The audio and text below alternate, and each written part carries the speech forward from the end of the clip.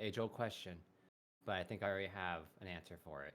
What? About shitting straight?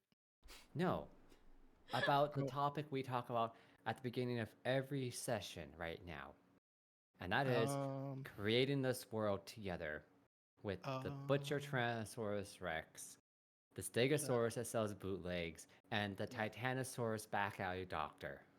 Do you have a notebook that you have written these down in? Nope. Oh I my just god. remember right them here. because they're Right here. baby, right? Because it's so dumb and so stupid, I cannot get it on my brain. True. There's a point. You've There is broken a me. point, really.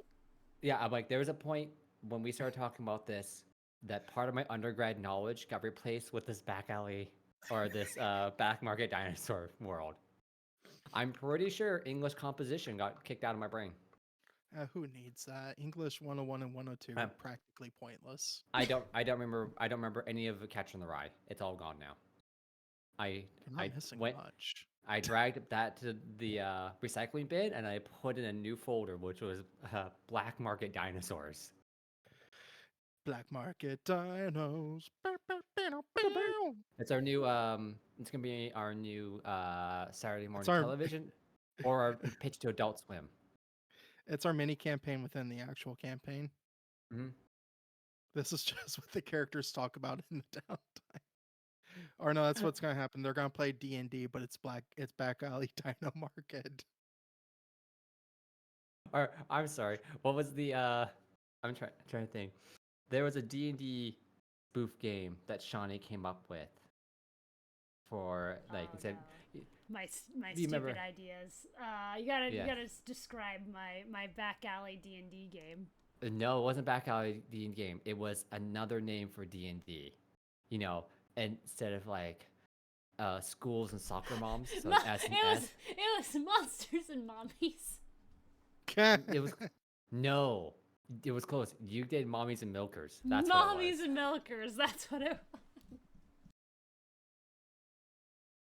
How much do I need to roll for the milkers?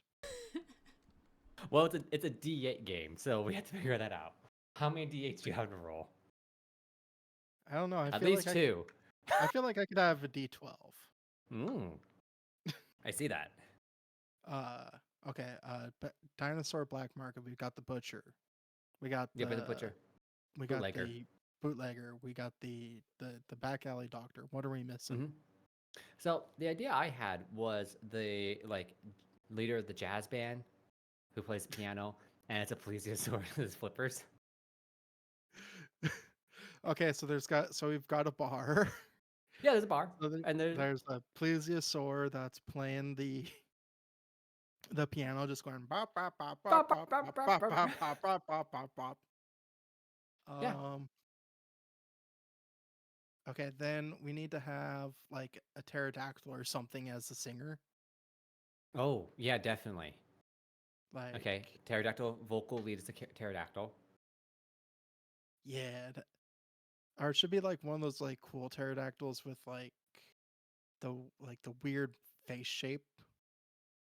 The kind of like Oh, it looks like a femur almost. You know what I mean? right. Yeah. I know. Should be one of those. That's the vocalist, and it's like in a red dress with sequins and stuff. See, I was gonna go with the low-hanging fruit. I was gonna say, well, an ankylosaur is gonna be the drummer, but no, he's the bassist. Plays the double bass. Is it bad that I have almost no idea what you guys are talking about? What? Ankylosaur, the thing with the club. With the club on the tail. The Thagomizer? No, No, that's no, a no, that's on the Stegosaurus. Stegosaurus. Um, These are the like staunch little armored dudes. They're like giant armadillos with a rock on the end of their tail. well, that's Yes. kind of sweet. Oh yeah, they're awesome. Hmm. Okay, but the bartender. I think the bartender needs to be like. It should be like an old Velociraptor.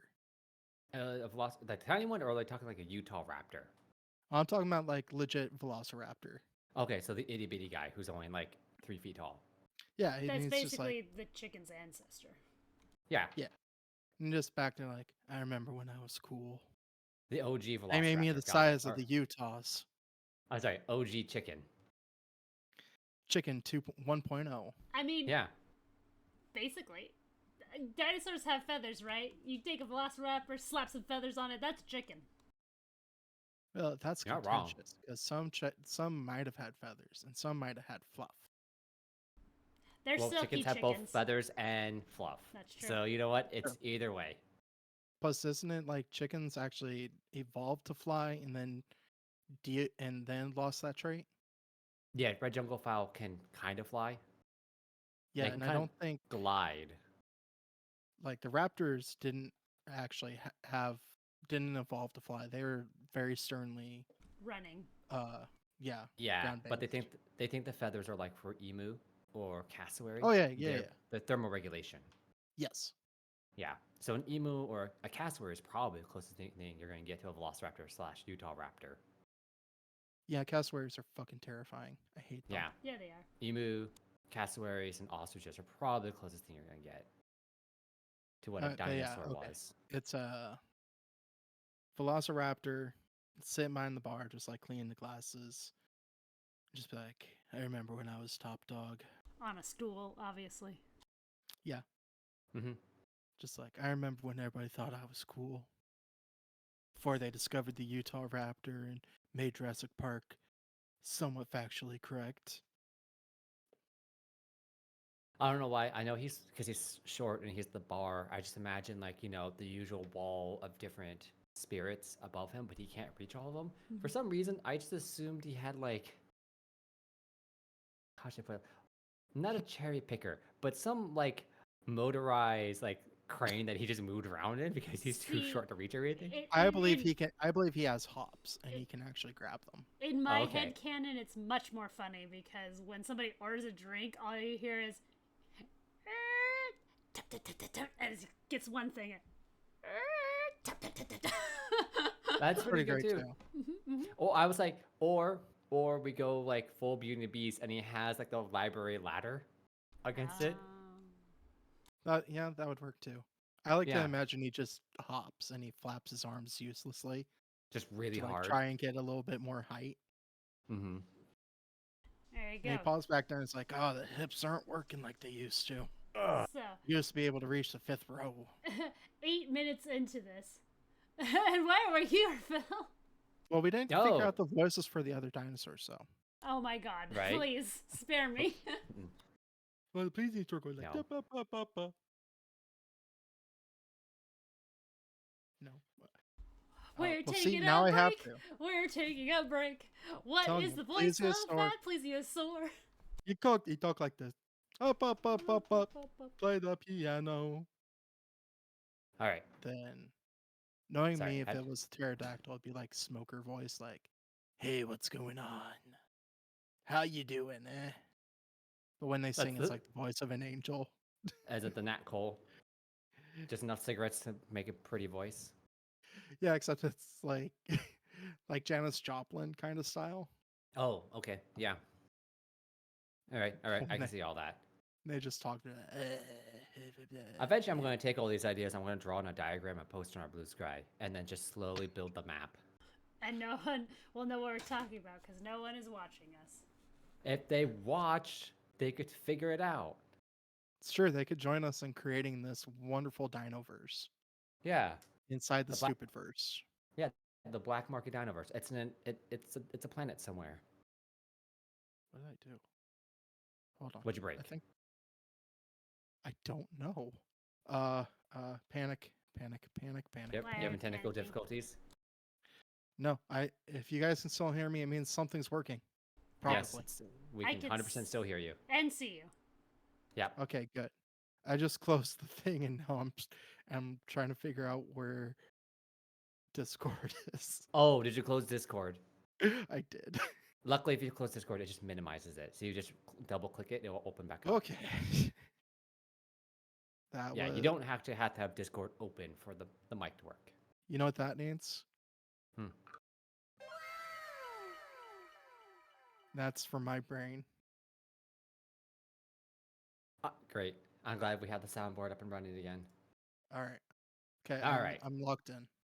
Got it. All right, let's get back to this. So, where we last left off the adventure, the party had implemented their plans to free the town of Ala Freya from the bandits who had taken control of it and were mining out the mesa, trying to find whatever was producing the magic water spring. So, you guys had gone about to endear yourself to a lot of the people of Ala Freya and had figured out that the best way to move forward was to disguise yourselves as slaves and to pretend that you were very valuable so that you would get into the longhouse or the main manor of the bandits where the bandit leader Vanda was staying. So y'all did that by making it seem like Le Honk could just produce food and fruit by utilizing Robert's ability. Though it's funny, I do get it, but I always find it funny that Roberts has the ability to produce a fruit, which they wanted, but you had Le Honk pretend that he could do it. Listen, don't worry Yeah. about it. He was the emotional fine. support chipmunk. He was the emotional support monk. But nonetheless, you guys were able to get into Longhouse, pretend you guys were now part of the servant class of captives, and were able to sneak through all the different servants' quarters. And the party then split off. Roberts and Le Honk went to Vanda's room to try to capture the bandit leader, while Jenkins went off in search of a very powerful magical device that was controlling collars on all of the captured miners and servants. So a fight broke out, and Le Honk and Roberts fought both Vanda and the captain to a standstill, while Jenkins furiously tried to open up a lock. But eventually, Jenkins, you were successful at doing so, and you found the magical artifact that was hidden up on a hidden room on the second floor.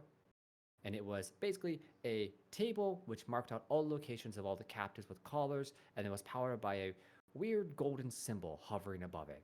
And when Jenkins touched the golden symbol or took it, it shut off the magical artifact, but in a brief moment of clarity, Jenkins saw a smattering of different golden symbols around him, some very close and some very far away, before he was brought back to the regular world. At that point in time, a riot and a revolt ensued, where the captives realized that the collars no longer worked, and the captives were able to take on the guards. Bowie busted through the doors and helped Le Honk and Roberts take on Vanda and the guard captain, and we left off that the town of Ala Freya has been freed from the hold of the bandits, and we are now in like the reconstruction phase. So I want to say it's a day or two later. Things have definitely settled down. The last bit of fighting has been settled, and any and all bandits who are still here, who haven't run into the desert, are all captured and have been basically put down into the mines in a makeshift jailhouse that the new residents of Ala Freya have created. So we're going to cut back to that. So the team is, I would say, helping out rebuild this town. You guys did burn it down unintentionally and intentionally. And so Roberts right now is helping out the town to help rebuild it. Mind you, this town is not super suitable for living in right now, mainly because the spring that provided water isn't actually running yet. So you guys are basically in a mining pit in the middle of the desert. So, Okay. Excellent accommodations. I look around, seeing the dirt and probably standing puddles of water. oh yeah, if you're like down in the actual pit, where now the captives are taking down their ramshackle homes and moving out of the pit up to the tops of the mining area, like, yeah, it's just a mess down there, and there are definitely people moving there. Friends who have passed away out so they can probably do a proper burial. So they basically kept bodies down there because they weren't allowed to bury them. Okay. Let's see. We know Vanda was looking for somebody. Or He's looking something. for something. Yeah, you wanted to find the source of the well, right? Or the Mhm. magic that did the well. Yes. So, would it, would you want like an Arcana or a Survival to try and like find where the source was or is? All right. I would take either. Survival or Okay. Arcana might help you because it is both magical and it is a water spring or a well. So both would Slightly be better at suitable. Survival. I will try survival. Crit. Nice. Well then, rolling win. out hot. I One heck of a win. way. I got a 23, which is not bad, but Not bad. But with a 34 crit and a 23, the party, now that you're no longer under the pressure of trying to stay hidden, you can actually take your time to actually find where the source of this water would be. So it does take you, I think, the better part of a day because you're going through the mining pit and you're trying to figure out, all right, if water was sprouting up, where would I look? And you're just looking for the telltale signs of running water. So eventually you find that like they were fairly close to where the spring would have been. I would say they're probably off by maybe 10 or 20 feet in the mine. So as you climb back up, as a cockroach, you're able to like navigate these spaces much better. And I'm gonna say like, yeah, you're able to figure out like, oh, the spring starts here. Like it's directly below your feet where you are. Okay. Do I see magical stuff if I turn on my magic eyes? Yes, if you cast detect magic, you definitely can see something below you. So there is the actual hole where the water will probably comes out of, and the reason why there's no water is basically they've dug below the source, and so water is actually following down the mine. Oh, okay. So they missed it, and they were just digging down trying to find it, and you're like, if you were 10 feet to the left, you would have hit it, but now that the mine's deeper than the water source of the magic source, the water's actually dripping down into the mine. Okay. So it's still producing water. and the water that Jacobs observed is magical. Yes, there is. The water itself is like kind of magical, but there is a magic source. The source is what Jenkins can see. Okay. Okay. Didn't Vanda say he found one already? He said he found something magical, and he thought that the source of the water was something similar. Got it. Okay. Oh, and the So magical he was thing's trying. probably the gold thing that I have. Yes, The you can gold assume that the symbol. thing powering the GPS, the gopher possum system, and basically all the collars is the magical item that he's trying to find another one.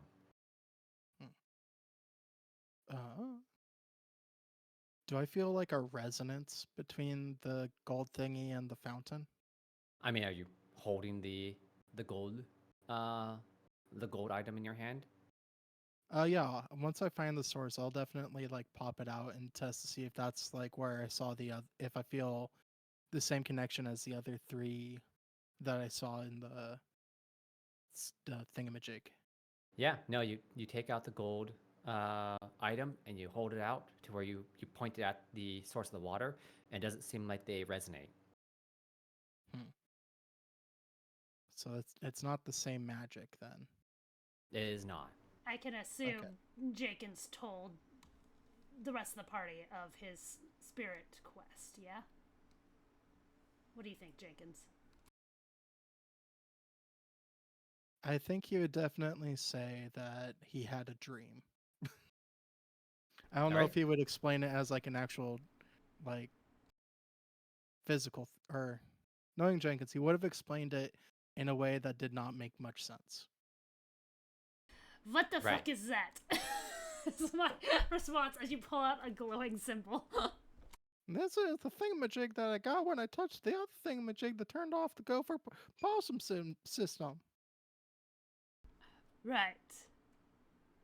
Okay, that makes complete and total sense. I say, making like eye contact with Roberts, who's standing silently behind me.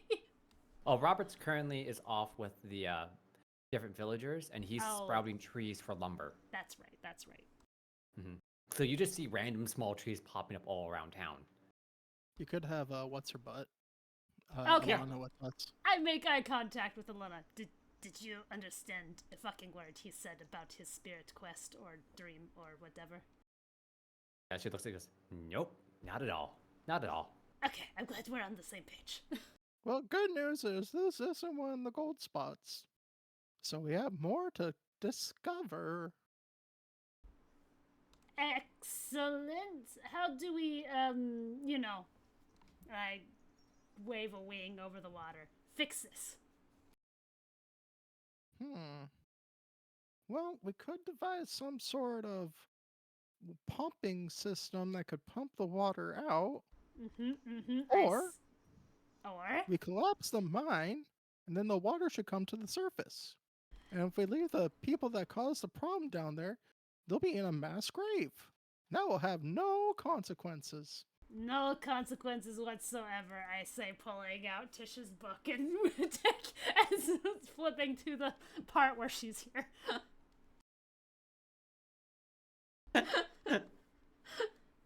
There's no undead here. They can't create spooky water. What's spooky water? No consequences whatsoever as I try and find a solution in Tish's diary. Oh, they could bottle that and sell it. Specially sourced spooky water. Yes, the springs that just gave life to the mesa turned into a haunted house attraction. Sounds very good, very good. Let's try this plan first. Yeah, if you say so. Okay. So, are you trying to go search the diary to figure out if Tish had actually done any research on it? Yes. All right, roll me family lore to go through her diary. I shall assist. Assistance. 25. Very good. Ooh, 20. That sucks. So, I was looking for, I had a group pass of 25. So, we have technically, since we only have two people, one person made it, so I'm going to call that a pass for the group. Woohoo! So with Jenkins' help, you flip through the diary and all the pages, and eventually come to the point where she's staying in Ala Freya. And a large amount of it's talking about learning from the different thespians who are traveling in and out of this town, and how this area was much different from her last place she lived, that she came from the northwest, from this point. She describes how this, in this entire desert, this is an oasis. It's actually very, she says that it's weird because it's humid. Even though you're in the desert, it's almost like a dome of the climate surrounding the mesa. And then she continues to describe that there was literally a very, it's not deep, but a very wide pool of water in the center of the mesa that ran off into multiple directions, forming small rivers that poured out from the mesa, and that's kind of what generated the climate. And in her notes, she describes that she very clearly can sense that there is a magical source to this water, that the water is too clean and too good for this area. So it's an unnatural water, basically. And through her research, she essentially says or she comes to the conclusion that it's best that she just doesn't mess with it. That she does test, and she's like, I just will not touch it, because if I touch it, I'm afraid that I will cause irreparable harm to the area. Oh, good. I don't know, digging down into the mesa to find the magical source. That kind of irreparable harm, Chish? Is that what we're talking about? Yeah, you get to that point where you're like, oh, of course. The thing these guys were doing was the thing she basically warned not to do, because you would cause terrible harm to the entire area. As in, you now see this entire, when she describes a very lush Garden of Eden on top of this mesa, it's all dry and dead. Okay. So, how do we, fix it? I do not know if we can, although having a pumping mechanism might be very useful. What I want to know is why Vanda? Yeah, that's his name. What did Vanda wanted? That's a good question. I'm kind of wondering where the water's going right now. Yeah, you guys can do investigations on that one. It'd be nature to figure out where the water's going, and if you want to go talk to Vanda, that's a different scene. But I will say, as you guys are discussing this, Alana chimes in. She's like, "Why don't we just, move it? Like, just take it and move it somewhere else, like in the mesa." Like more towards the surface? Yeah, I don't know. I mean, you keep saying it's a thing, so I just grab it and move it. Oh, that is a good idea. I don't know if I can do that. Mm-hmm. Maybe I'll ask one of the older folks in the village. Okay. So, with that, if you want to hunt where the water's going, nature, and if you want to talk to Vanda, we can switch scenes to that. Oh, I'll finish up this scene here and help Okay. Jenkins with the water/moving the thing. Yes. I'm sorry, I missed the call. What is it? Nature? Nature. Okay. Nature. 34. Yeah, that's great. 34 is great. That passes. So the party passes there. So, as you head down into the mine, so following your basic logic that like the water's probably dripping down because they dug too far, you head deeper into your mine, and then you realize that the sandstone and the dirt around here gets noticeably dark and then wet. So there's moisture down here.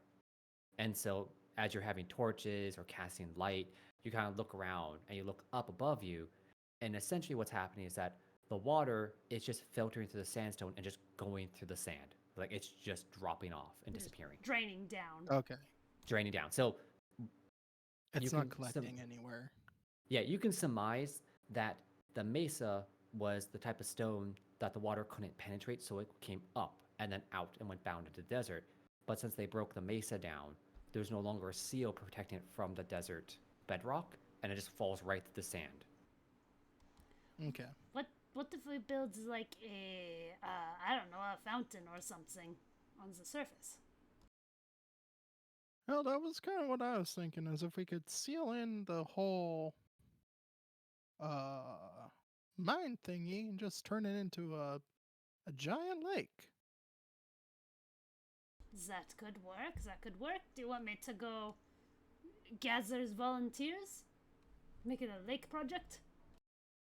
Well, I have a slight curiosity from what little Alana said, and I think I'll go find one of the elders of the village and see if they know something. All right, I will go talk to Vanda and see if I can.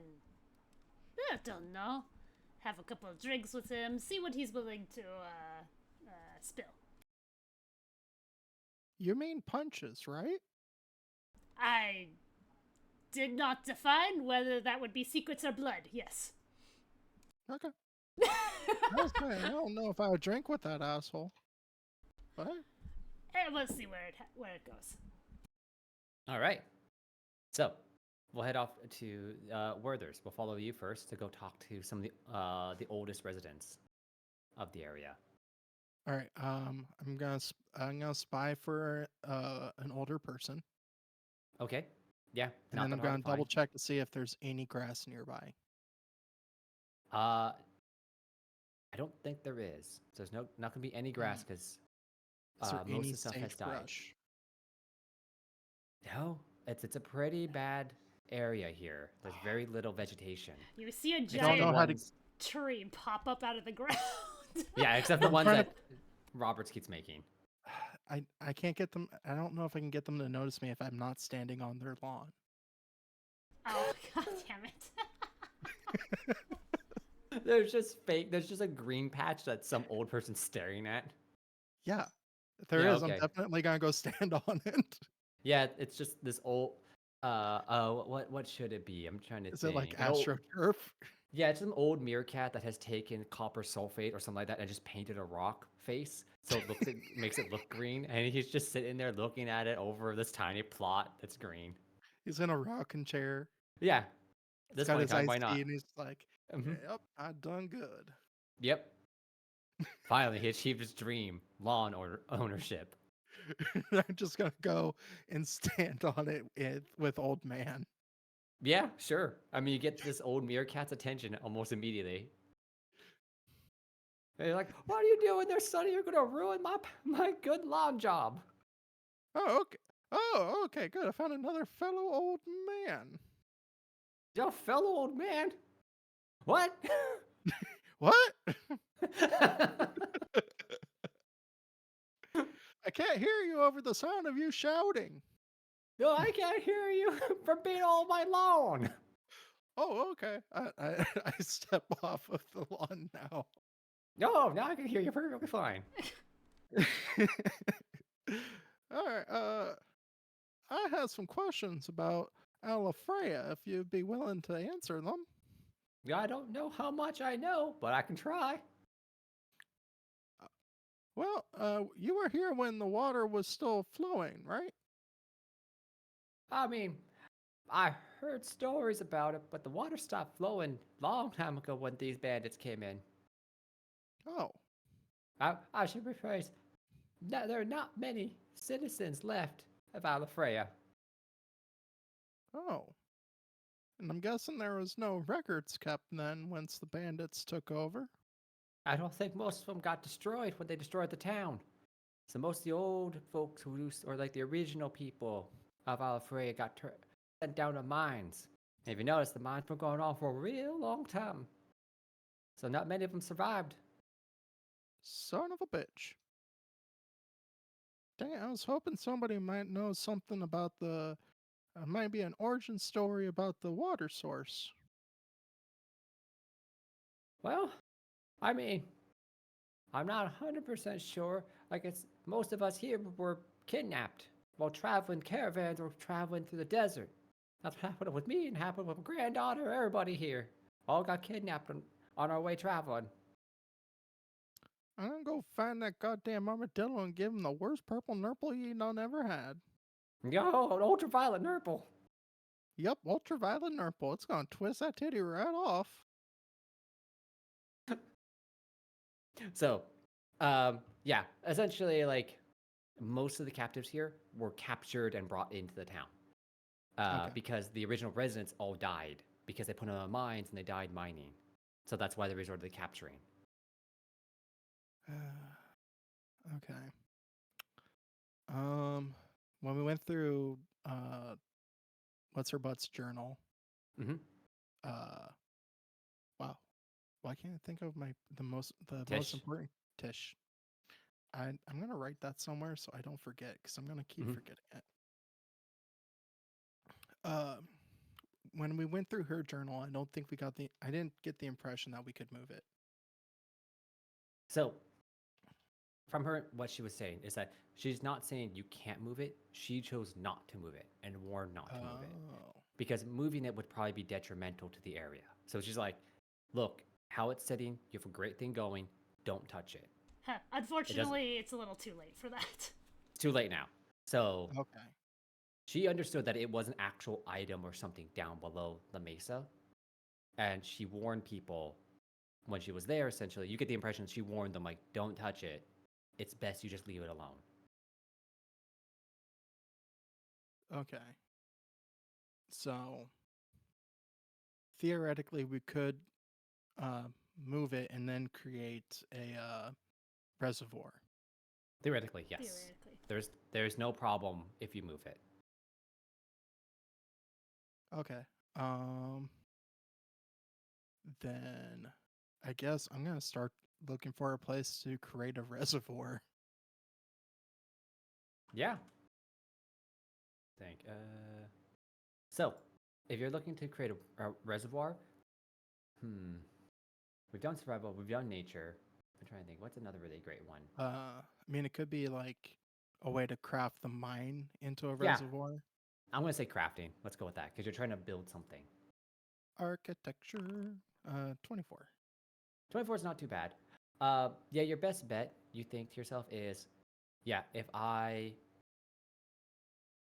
have this dug out a little bit, and maybe if you seal up a lot of the sandstone somehow, you probably can create a reservoir. If not, this thing might just generate water endlessly, and you're going to fill up the pit mine. And it's going to create basically a crater lake. Yeah. Okay. I'll go talk to the chief and pitch my idea. I say to the sky. Aye. All right. So, let's head over then to Le Honk, who's doing an interrogation of Vanda and his captains. All right. And the rest of the bandits who got captured. Perfect. So, you're down at not deep in the mine, but enough where these guys have been boxed in with makeshift gates and everything like that. And they're just down in the mine where they can't escape. Okay, perfect. So the very first thing I do is before I go to the captives, I find a big enough area, and I pop open my gambling den. There you go. Why? Because I want access to the alcohol. Immediately, as you do that, this is all the old people. There's like a handful of them, including that meerkat. Like, gambling, and they all kind of like scurry on over. Oh boy, slots. Yes, I hope they got slot machines. You can and come in. You video can use poker. it. I grab two as many mugs as I can carry. Sure. And I'm gonna go pour some lagers out of the free alcohol machine. That's great.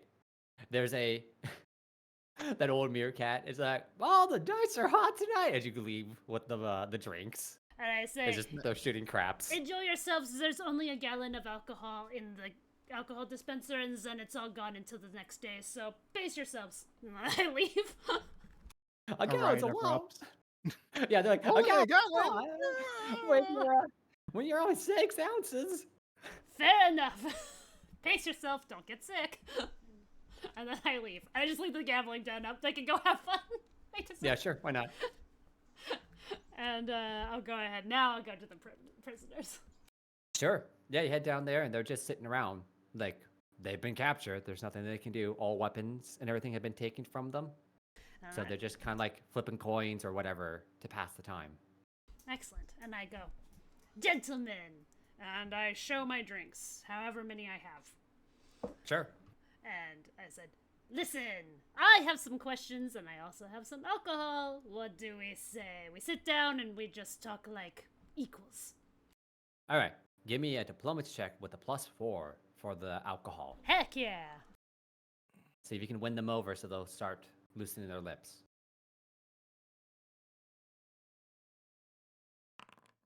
29 with that +4. All right. With a 29. That's really good. So these guards are just kind of like, even the captains were like, yeah, sure, why not? And they're like, yeah, we're boned. Like, we know when we been beat. Start passing So- out the cups. And Vanda? Yeah, Come on. Vanda's the only one that's kind of like, meh, just like glaring at you at this point in time. He's not happy. Listen, it's really good. And I'll take a sip. So, at this point in time, like, Vanda's like not friendly. He's neutral, so you can still win him over with some work. Got it. Okay. So I will put the drink on the ground next to him if he's not going to take it. And Right. say, listen, drink it or don't drink it. I don't really care. I would drink it before that guy. I look at the guy that's obviously eyeing the cup. Takes it. But you do you, my friend. You know you've been beat. I know you've been beat. And let me tell you, my friend, there is a lot of angry people out there. I mean, whew. You do not want to mess with them. So, I have a proposition for you. Tell me what I want to know. And perhaps I can get you out of here alive. So, with I'm going to say that's intimidation. Because you're telling them, like, yeah, if you don't listen, these people are going to tear you from limb to limb. So I give me an mean- intimidation roll. They might. Mhm. I don't know. No, but that's the goal. You're trying to intimidate him to talk to you. 32. 32. That's much better. So with a 32, essentially you tell him like what's going to happen, and he relents. Like he takes the drink, and he's just like, all right, what do you want? Like, what do you want to know? You found a magical item previously. I know this because you talk very loudly, my friend. Even in your own private quarters, friendly advice: don't do that. What does it do? What is it? Which one? The one powering the Gopher parallel system. Oh. I think that's what it was called. The gold thingy? Yeah, that one. Yeah, the gold thingy. I mean, it's a battery, I assumed. You know, it's a magical battery. That's why I always assumed it was. Yeah, my coworker, he said he went on a spiritual quest. Something about gold statues want to join him in holy matrimony, something like that. Does your coworker do drugs? Probably.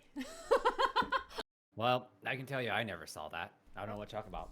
Okay. I figured out that you can power magical items with it indefinitely. It's a golden battery that may or may not call golden statues to it.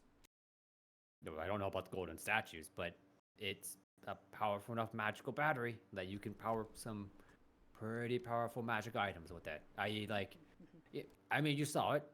I was able to control an entire town and mining town from a table with it. Yes, pretty powerful.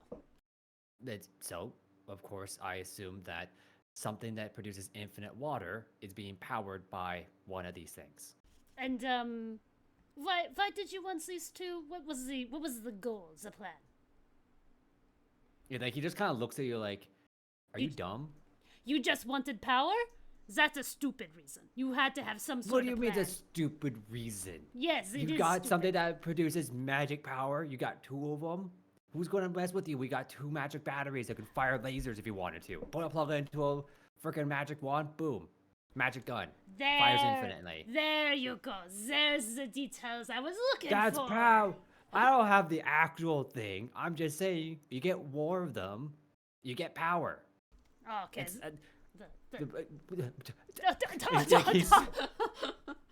We're both just like posing and kind of like LeHonk's trying to do like a dance off with him. You both are indignant at each other. Yeah. You're like, why would you want power? And he's like, because I'm going to assume you both assume the wrong term of power from your communication. Yes, absolutely, 100%.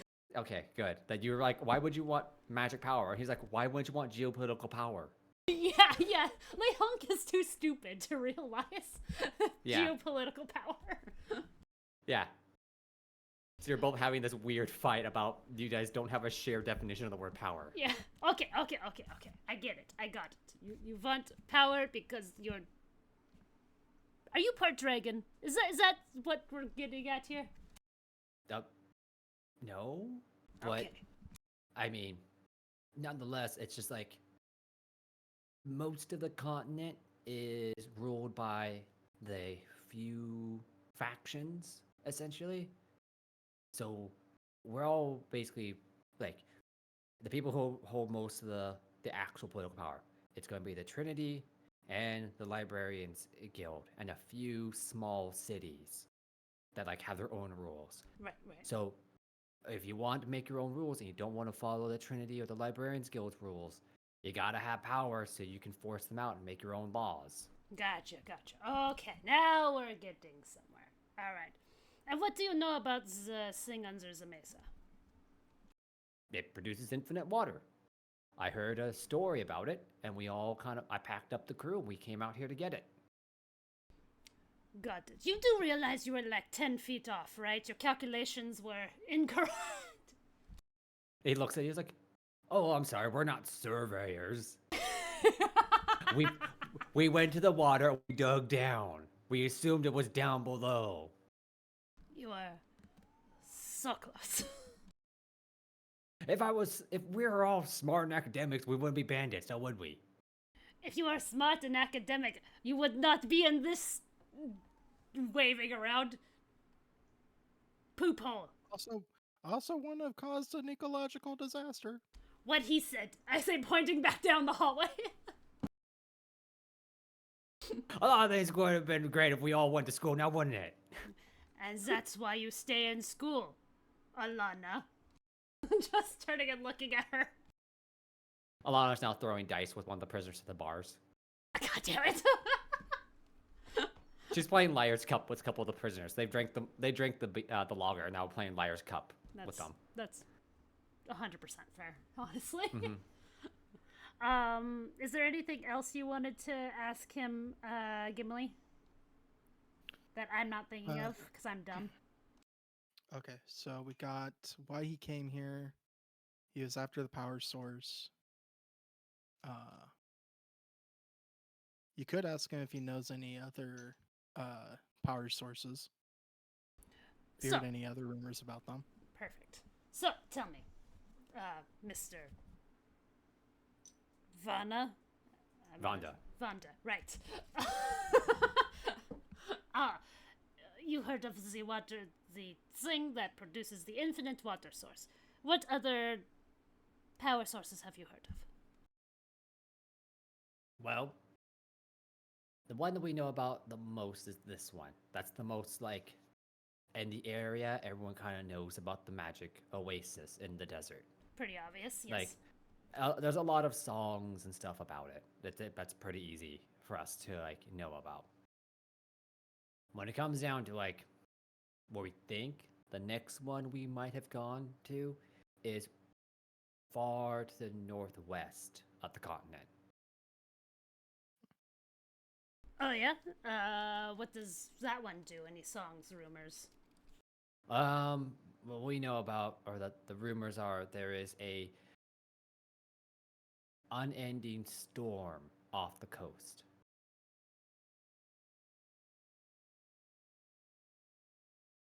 How very, Tears of the Kingdom of you.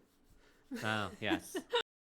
Yeah, he's basically, yeah. So basically, he's just saying, like, the song or the tales he's heard from bards traveling is that if you head to the northwest of the continent and off the ocean, like, it's just a pure maelstrom. Ships or anybody who sails out to go fishing and stuff like that, if they go too far, they just get shipwrecked. So, and to create a natural weather phenomenon like that, it takes a huge amount of magic. Especially if it's just constantly unending. This makes sense to me.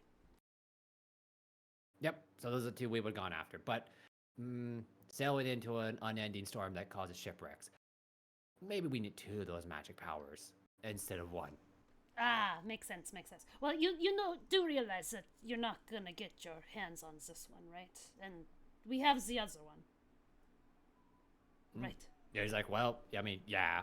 Okay, so your best plan is not to go fuck with the other one, yeah? Probably. You got me? Oh, okay. Anything else we want to ask him, Gimli?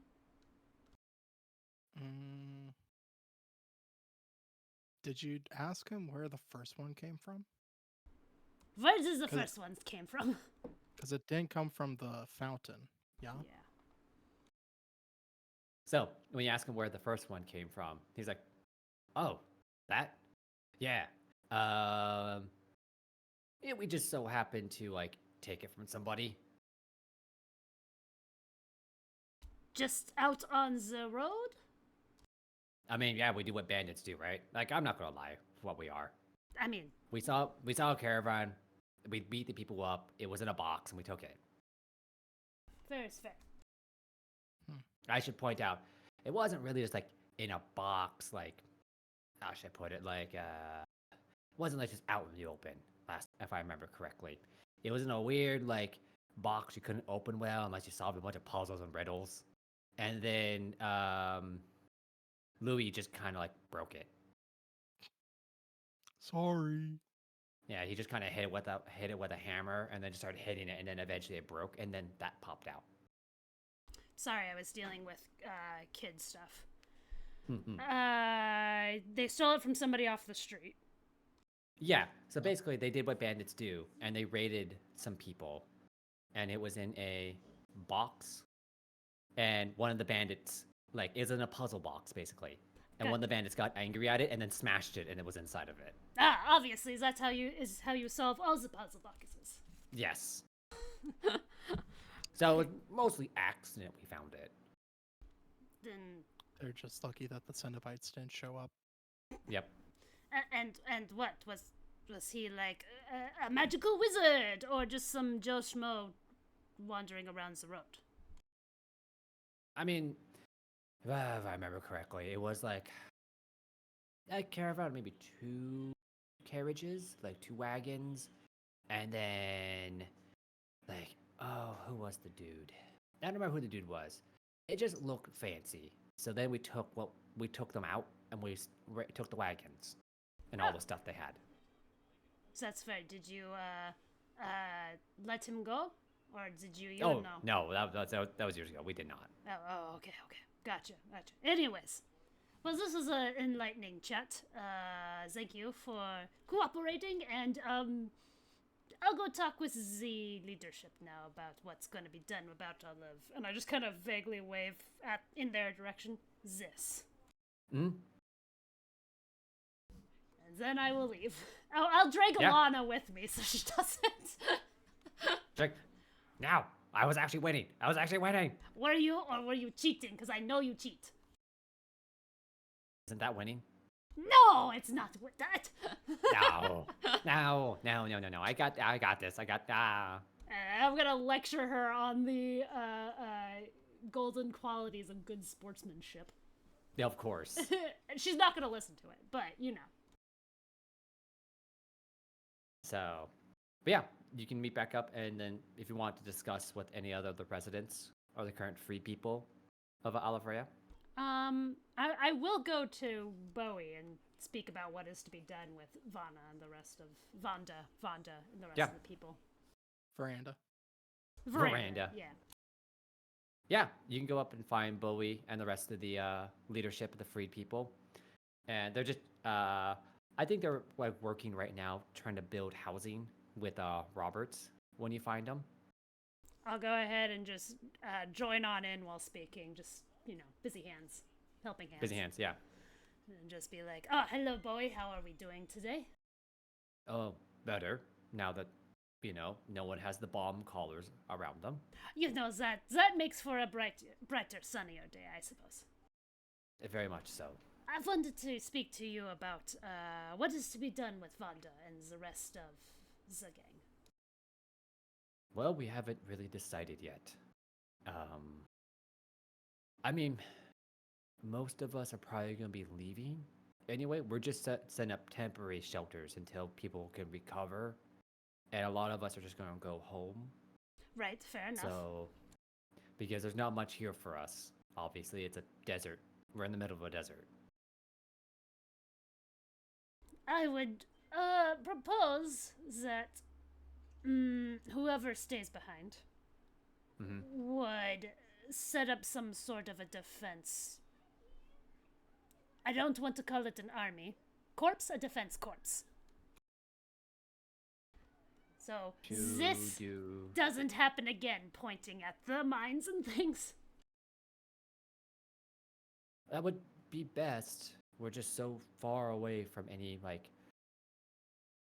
supply routes. It makes it really hard right now. Supply routes, you say? He's like, and you figure this out, there's no Trinity office at Ala Freya. So if there was, the Silent Night, the Dusk Walkers, or maybe the Brotherhood of the Dawn, maybe this wouldn't happen, but this is an outpost way out of the middle of nowhere. And so they didn't have anybody to help them. And they didn't really need it, because the waters kind of produce a really utopian area. Mm-hmm. Right. I should connect you with my contacts, man. Do they have a deal on plateware?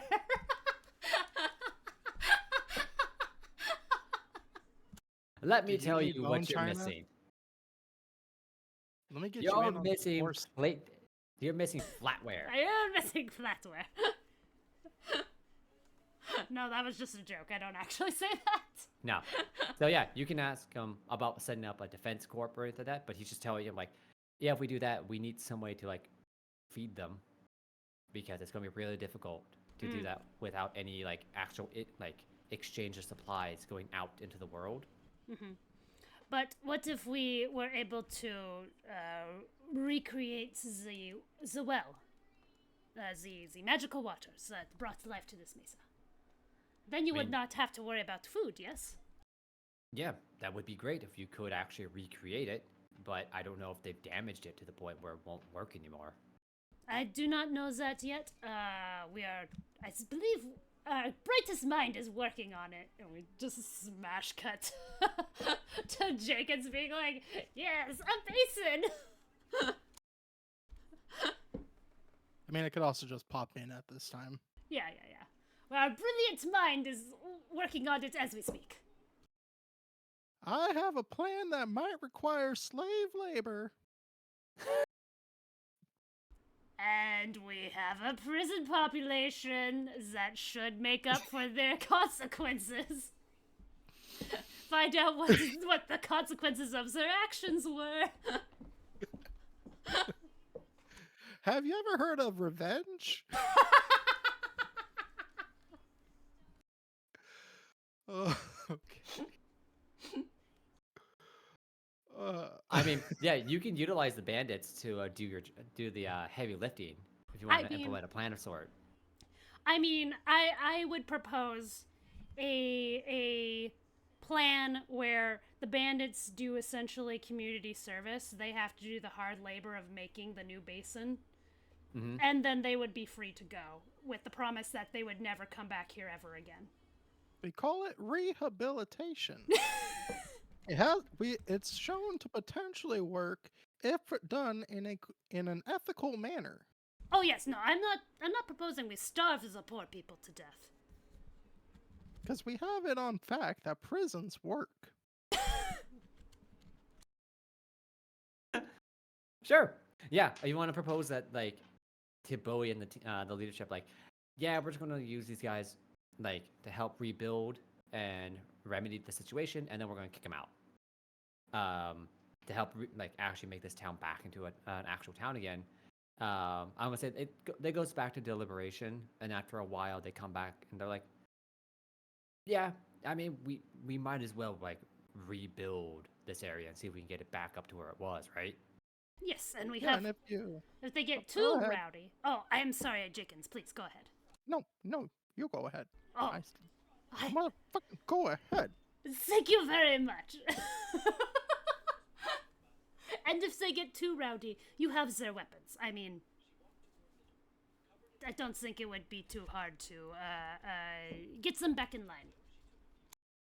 Yeah, he's like, oh yeah, I don't think we're gonna have very much difficulty now. Majority of them have already fled into the desert, so I'm not too worried anymore. Now that they're gonna come with reinforcements. And the other nice thing is that if we get the town back up and running, the trade routes might stop through here again. Maybe if we can get people interested in actually coming to this town, then maybe we can get people more trade and things in. Was it? Okay, this is a stupid idea.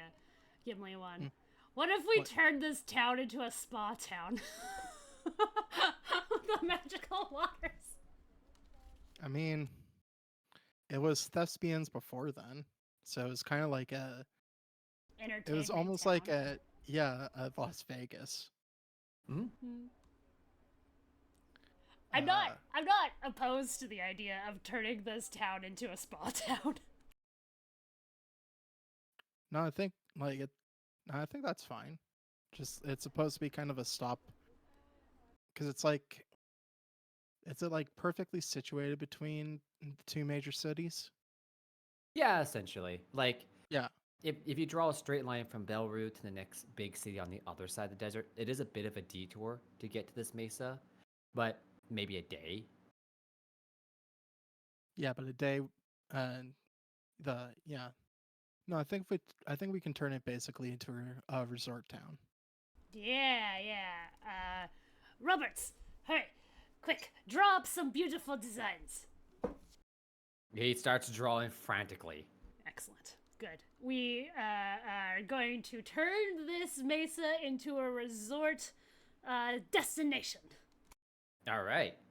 So, if you guys are going to do that, I mean, you did pretty well with the crafting and everything like that previously, and working with this, and you have the entire town on your guys' side to help build this out. Plus our slave labor. Yeah. So I think at this point, what we're going to do is that we're going to skip ahead a couple months as you guys work to actually rebuild this town into a resort town. So it takes months, if not up to a year, you guys are here working, trying to get them on their feet. Okay.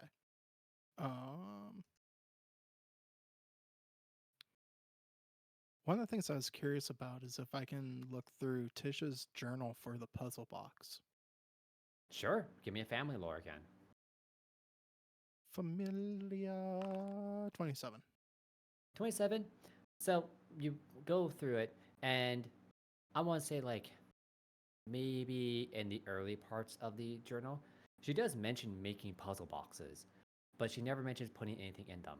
Like, she teaches people wood crafting and the intricacies of it, but she never mentions having anything, a golden item, put into a puzzle box. Dang. So, Then I will focus my efforts on making concrete. yes. So, I'm going to say a good year passes as you guys help rebuild Ala Freya and try to do reclamation on the mines. So you guys start filling in the mines, trying to pour soil, creating soil, anything, just shoving it into the places you can. And do you actually dig up the item, like the what's producing the water? It might be easier if we dug it up and placed it in a new fountain, whatever reservoir thing. But what do you think, Gimli?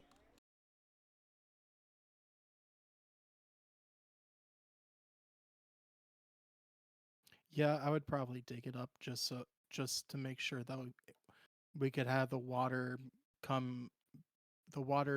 source fill more efficiently. Place it in Okay. a new starting location. Potentially Sounds make good. it harder to steal. Yeah. So, over the year, I'm going to say you don't have to roll to dig it up because Werthers found it, so he knows exactly where it is using detect magic and using survival, and you eventually find the item. And so, if you want to identify said item, you're going to roll me your best magic skill. Would you Nature, believe it? right? If my best Nature would work. Oh, hell yeah. I will take nature. I'm good with nature. No, I'm not. 23. I'm gonna try religion, just Sure. because. Let's do it. I got a 27. 27 is what I needed. So, with a 27, you guys dig it up, and as you uncover the actual item and you pull it out, I want you to imagine, and it's really funny because I thought of this before we did our entire skit. A tooth the size of like the actual like incisor fang of a T-Rex. Like they're big honking fang, and it is hollow like a viper, and the water is endlessly pouring out from that hollow end. Essentially, you have found some sort of creature's bones, like a fossil, but it has become a decanter of endless water. I'm not And- gonna lie to you, Wizards. This is dope. I'm gonna say with the It's 27, like the size of you, LeHonk.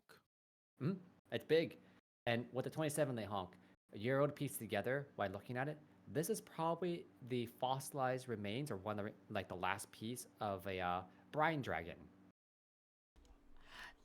Like I said, it's dope. You said it's from a what? It's called a brine dragon. There was a small cult that I eradicated on the outskirts of town that used to worship these creatures. That is how I know about it. I looked through their religious texts. Very interesting. It's too bad they got into necromancy and trying to revive the bride dragon and all that good stuff. The only dragons I know are dragon balls across the floor. Boo.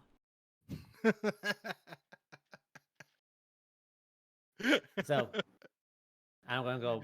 And as you guys like, wonderful. As you guys kind of piece that together, and LeHonk, you say, "Oh, it was a brine dragon." You guys eventually, over the time, figure out like this mesa might have been a tomb. Like this might have been a place where this dragon was buried, and then the magic just welled up out of it. Well, it's probably a good thing we stopped their digging when we did. Who knows what the other bones do? That's true. One could potentially squirt out nacho cheese endlessly. That's the other thing. If we keep digging, we could find another source of gold. What's the opposite? One tooth produces water, the other tooth produces nacho cheese. That's the opposite of water. Pure, unadulterated Volvita comes out the other one. It's a good thing that dragon lost that tooth a long time ago. A long time ago. Somewhere there's the golden fountain of Velveeta, somewhere lost by this dragon's tooth. Oh. Did we break you, Ghibli one? A little. That's because I started having other dumb ideas. Like, well, if we find the cloaca, God knows what we could find. Oh, God. Caviar. I have your cloaca right here. Okay. Alright, so... Huh. We could almost incorporate that into the scenery or something. Like make a sculpture of a dragon? That would be kind of cool. Yeah. Or like have part of the bone... What part of the bones that are visible on display is like, here lies...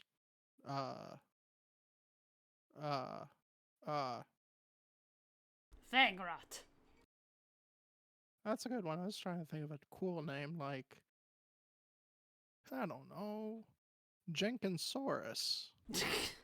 Or maybe LeHonkadon. I was just like, I was trying to think of a good name for this guy. Gerald. Come see the seventh wonder of the world, Gerald. Gerald. I'm actually kind of partial to LeHonkadon. LeHonkadon. We found a new creature, LeHonkadon. Honestly, I'm kind of partial to it too.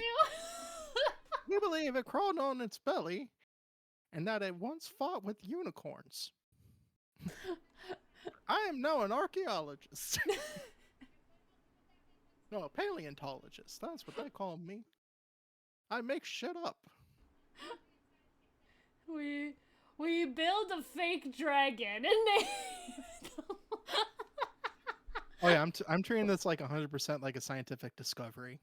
Of course. I'm not. Like you have the one tooth, and then Roberts creates enough wood so you can make an interpretation of what this brine dragon looked like. Yep. And you have it Oh, yeah. hanging up.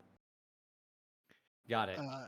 And the water spills down into a lovely fountain, obviously. Yeah, of course. Of course. I'm trying to think of like how poorly can you reconstruct a dragon, like we did with Iguanodon. Oh, I'm sure we could. Just as poorly. Well, I'm trying With to think all like, of our what would be- intelligence. Oh, I know. Okay. It's gonna have instead of having legs, it just has the snake tail. Right. And we put the legs where the arms are, and act like it has 4 arms. So we move everything up to the front. Yeah. Yes. Okay, Absolutely. yeah, It's a okay. really long tail, and then of course the one real tooth in its mouth. Mm-hmm. You put that in the center because you don't know if it has any other teeth. It has just one tooth. Yeah, it just has the one tooth. Yeah. We assume the wings are like some sort of cobra hood. Oh. Yeah. And Four arms with a cobra head. How did it fly? Nobody knows. no one knows. And naturally, as more visitors come to watch the reconstruction of this dragon, I will in fact the LeHonkadon spread great tales about this fearsome beast in LeHonkadon. Excellent. I love it. So, all right. Yeah, we'll skip to the end of the time. So, after a year, you guys have finally helped this town, the Ala Freya, get turned into a resort town. So now the LeHonkadon sits like prominently at near the top of the mesa, where the water kind of like flows down into the mesa, and like in a stepped version. So like an actual fountain, it just drips down and it makes multiple pools around the rings. So, and with that, I'm gonna say like you start sending people home, like, oh yeah, and we're done. So people who have helped build this start heading home, and they start spreading the word that Ala Freya is now a resort town. And the tales of LeHonkadon. Yeah, and after a few weeks, after a few weeks, people start wandering in. Merchants start coming in to like sell wares. People want to see this fancy LeHonkadon. Like it's an animal no one's ever heard of, but now everyone wants to see the bones of it. Oh, I definitely send a letter to that one librarian. The hummingbird back at the yeah. Just like, you gotta see this shit, motherfucker. Sure, the Librarian Guild actually sends an emissary to the to Ala Freya to record it. According to our historical documents, we don't believe that's what dragons like. Fuck you! It's a LeHonkadon, ain't no dragon. I discovered it. I will write a paper describing this motherfucker. And then you gotta deal with that nonsense for years. Aren't you glad we introduced this majestic beast into your world, DM? Hey, it's the LeHonkadon.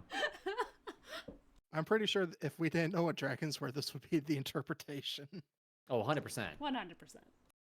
That's what I love about it. So, but yeah. With that, you guys have helped settle Ala Freya.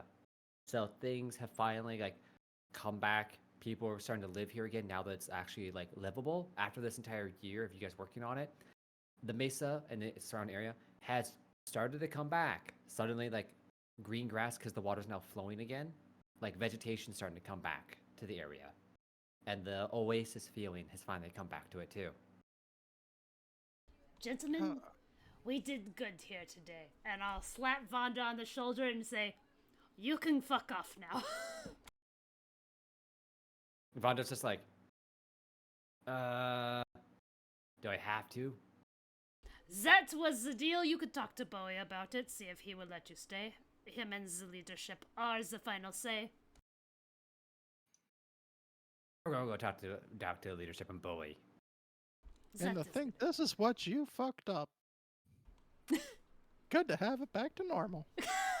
I was imagining this dragon like, brah, the water down into the mesa.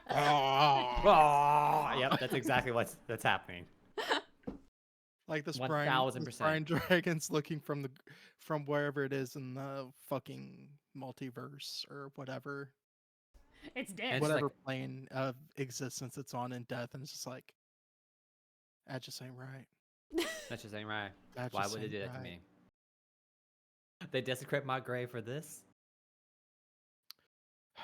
To think that I helped invent a cure for cancer. Now they're never gonna know it. Yeah, to think I gave them the wheel. I was like Polyphemus. Polyphemus. Wow, this is an episode. Anyways. Or was it Prometheus? Prometheus? Was Prometheus one that brought fire? I thought it was. Yes, he is. I thought you were making a dumb. Just a random Cyclops. I forgot. Yeah, I thought you were making a joke on Prometheus. No, I was trying to think of Prometheus, and I got the other Cyclops from the Iliad. No, the Odyssey. The Odyssey. I thought you were doing Prometheus with a lisp. Prometheus. Yeah. I I just about spit my water out, you guys. Ah, excellent.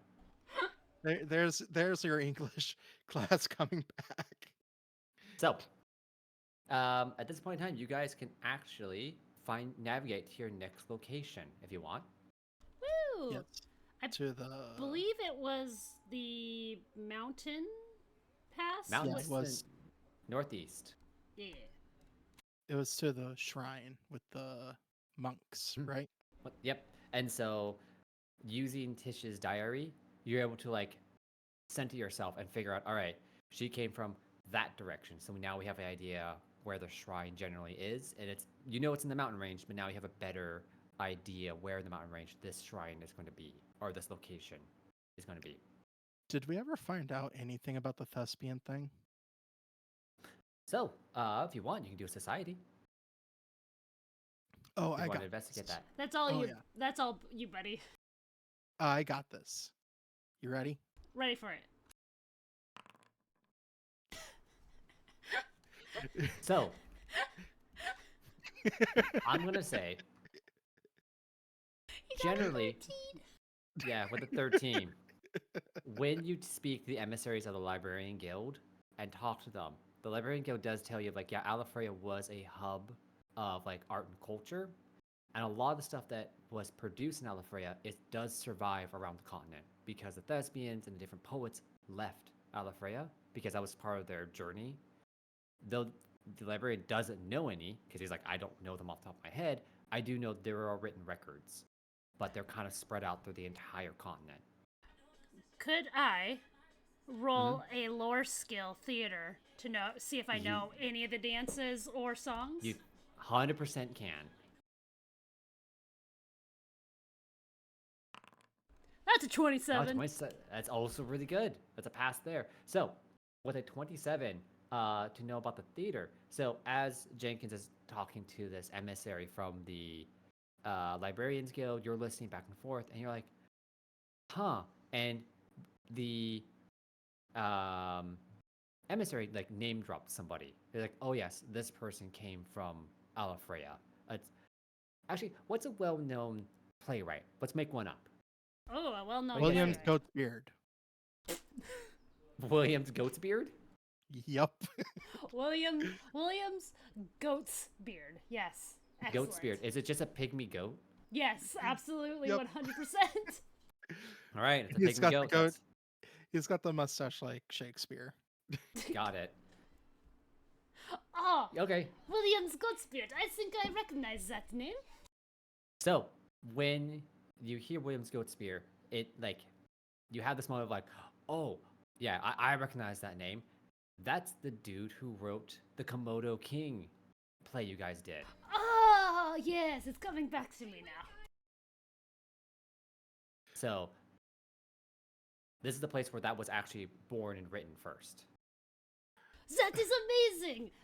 Is there anybody here who wants to learn this play? It is brilliant. I look around at the assembled people. Anybody? You gonna do a diplomacy check to entice them to learn? Yes. Okay, go ahead. Bring culture back to our spa town. 22. They're like, we're good, and they'll kind of like dissipate from you. Well, fine. Don't bring culture back to your spa town. See if I can. Well, I guess they're not going to learn about taming the shrew. No. Yes, it's a very sad, sad tale, that one.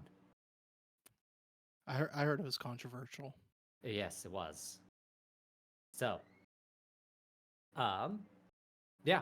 So you guys can get ready for your expedition out of Ala Freya and head in towards the shrine that Tish left from to arrive to here.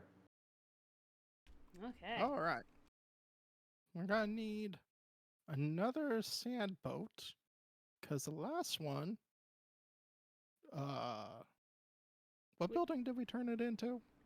That Turn it one into a over. paraglider. You turned it into a paraglider. The paraglider got integrated into that building right over there. It's storage for apples. All right. Man, I have a weird desire to light it on fire. Don't do it. What? We just built this city. On built dragon it. bones. Oh, I was about to make that joke, damn it. yes. Rock and roll.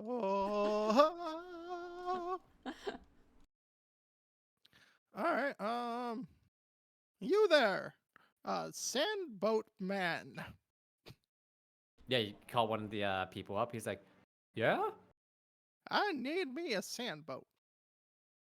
sure thing. Yeah, I can get you one. Fantastic. Good job. Here's a piece of candy. I'll hand over Alana. She's very good at finding materials for you. Yeah, she's like, and the sandboat guy's like, we just give you one. It's not that big of a deal. Oh, never mind. Good job, Alana. You did kind of help build this town. Dragon All right. bones. Gotta find those dragon balls.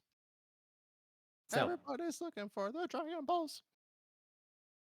before you guys take off, we're gonna have a couple scenes beforehand. Excellent. So Okay. one for each character at this point in time. Ooh. So this is up to like your guys' preparations and exactly what you guys are going to be doing and whatnot. So I'm going to say first one, we'll go with Werthers. Hooray! So I'm going to say you're probably doing prep work and you probably have, I'm going to say old man's probably out because he helps you move things back and forth. Just because size reasons or whatnot. Give me a second. I want to look up one simple stat first before I. Okay. So, as you guys are working back and forth, there's this one point in time. Let's say, I don't know. How should I put it? What I want you guys to be working on. Oh, you're putting the last finishing touches on the resort. So you're putting probably a little bit of masonry here and whatnot, trying to really get it like polished. And at one point in time, I'm gonna say, old man's working with you, and you get to a point where you have to actually join two like metal rivets or two metal bars together for this final piece to get, and you don't have any forge material yet. So it's one of those things you guys are kind of stuck, like finishing up this last project before you take off.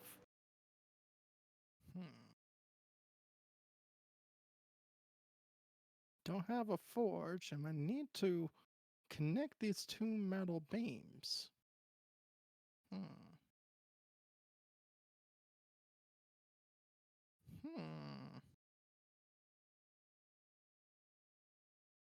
Old man, what do you think would happen if I used electric arc with a softer metal to melt the two metal together?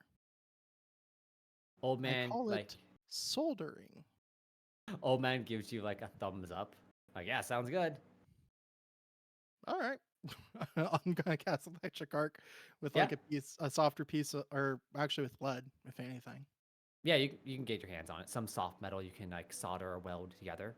Yeah, and just like zap it, and then all had to deal with the fact like, oh god, I can't see. Yeah, so oh shit. You do that, and so old man's actually like pushing the things together as you go into solder in the metal and whatnot, and you use electric arc, and you basically arc weld this together with that. But an unintentional consequence of this is that when you cast electrical arc to solder or weld this stuff together, obviously the electricity travels through the metal and into old man.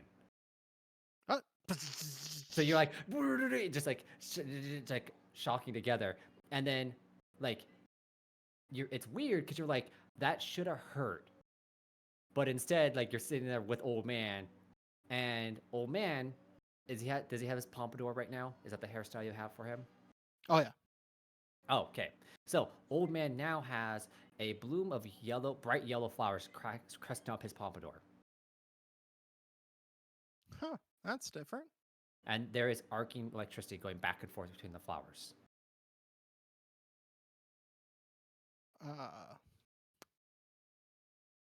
Can I use my... Oh no, I can't use the summoner lore. God dang it. Oh, I have an Eidolon lore though. Eidolon lore, yeah, 100%. See if I can understand what the hell's going on. Yep. 30. 30 is great. So you think about what's going on, and you know that when you originally summoned Old Man to you, Old Man existed somewhere else, like the astral, like the sea, the plane between planes, that type of thing.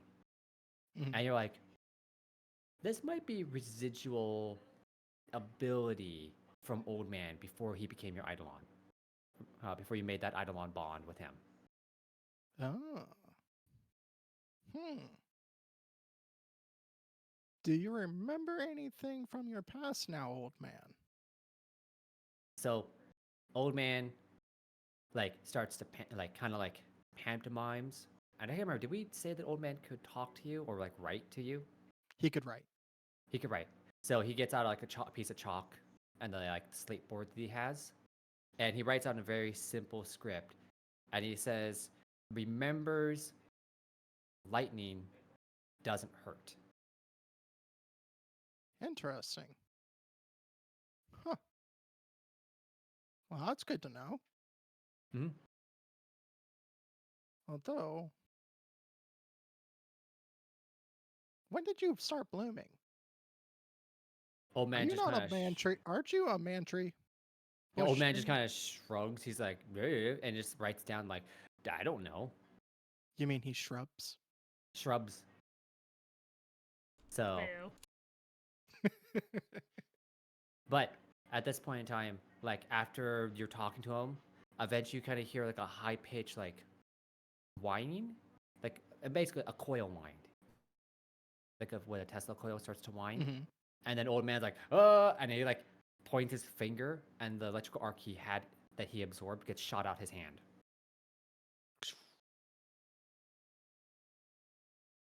Could you do that before? Old Man like shakes his head, no, and then the yellow blooms disappear. They fall off. Huh. Well, that's useful. I think. Yep. So we're going. Can you do it again? Are you going to hit him again with it? If he can't do it on his own, no. Yeah. He tries to like point, and no more like golden blooms come out of his pompadour, and he can't shoot lightning out of his hand. Why does he have a Weird. pompadour? He's always had a As I pompadour. said, he has a pompadour. I completely forgot about that. My apologies. Huh. Well, that's a unique ability. Yeah. So this is just something you've happened upon for Old Man, and we'll right into his abilities later. But essentially, Old Man once per like 10 minutes has the Lightning Drinker ability. Ooh.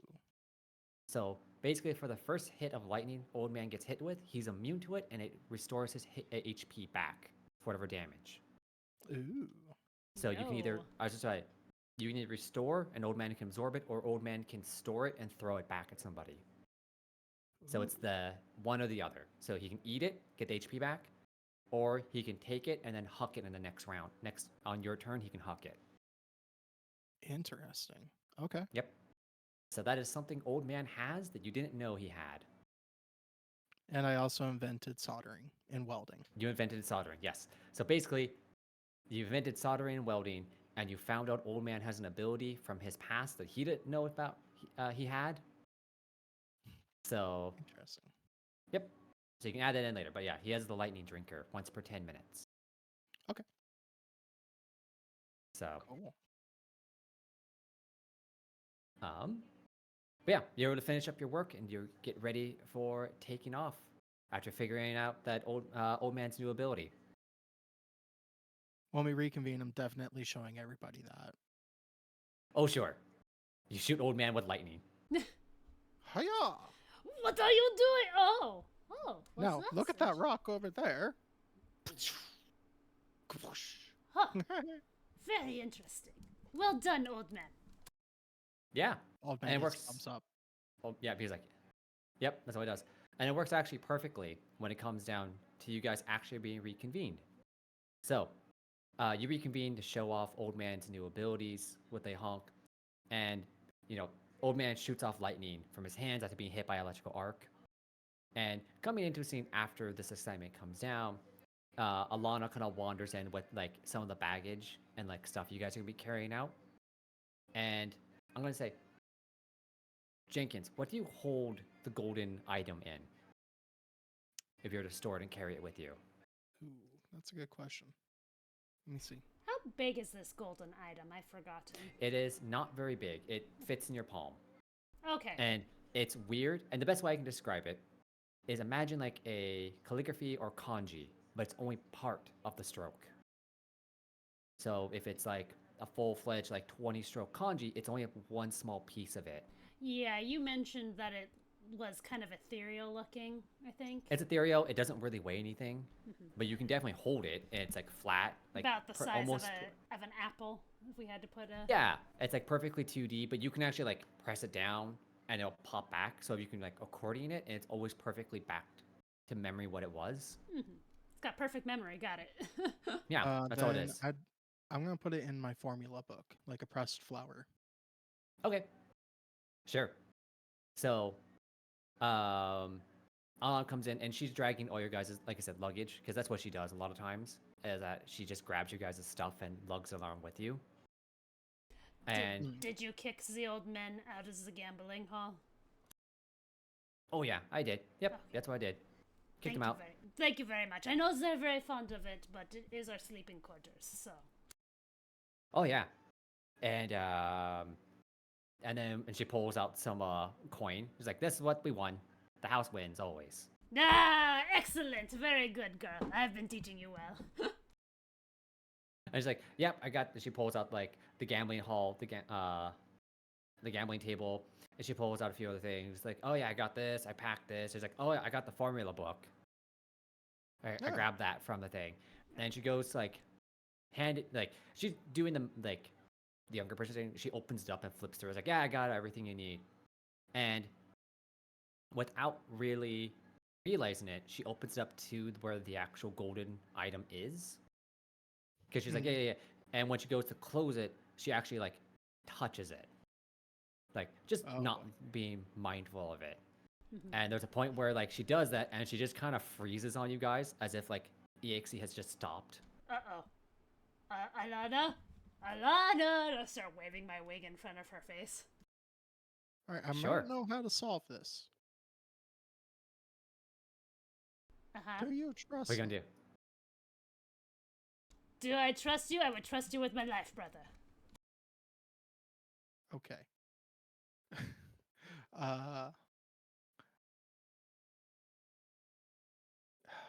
No, I don't think I can use I wanted to use telekinetic. Oh wait, no.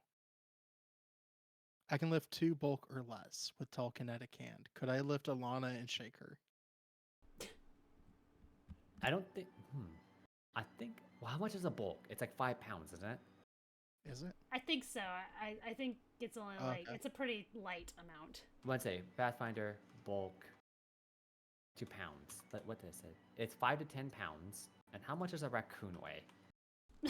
Like probably 20. I don't think so. I don't I'm know. gonna look it up. The raccoons here are pretty fat from eating all the garbage, so. Well, yeah, but this is an Right. exercising raccoon and a juvenile. Fair. Let's see, raccoon. Raccoons, female 1. I'm trying to find the actual weight of one because I'm curious how much one would actually weigh. Behavior, habitat distribution. Wow, there's a lot about raccoons on Wiki. Of course there is. All right, I'm just gonna do it. Raccoon size. Oh, okay. So they weigh anywhere between 14 and 23 pounds. So I would say 2 bulk is enough to not lift her fully off the ground, but to give her a good shake. Okay. Yeah, then I'll just do that. Okay. Just like, are you okay? Sure. So basically what happens is that you shake her and she drops the book and drops the golden item. And then when you kind of like put her down and stuff like that, she kind of flops and starts convulsing. Oh God. Ooh. Medicine. Save my child. Hold on. Let me see here. What's gonna be more useful? I want to have the mental picture of Le Honk, who is this big bird, being like, oh god, and flapping around her convulsing body. I'm gonna pull out a piece of paper and turn it into a funnel, shove that in her face, and then dump a blood booster and a soothing tonic down her throat. Oh, okay.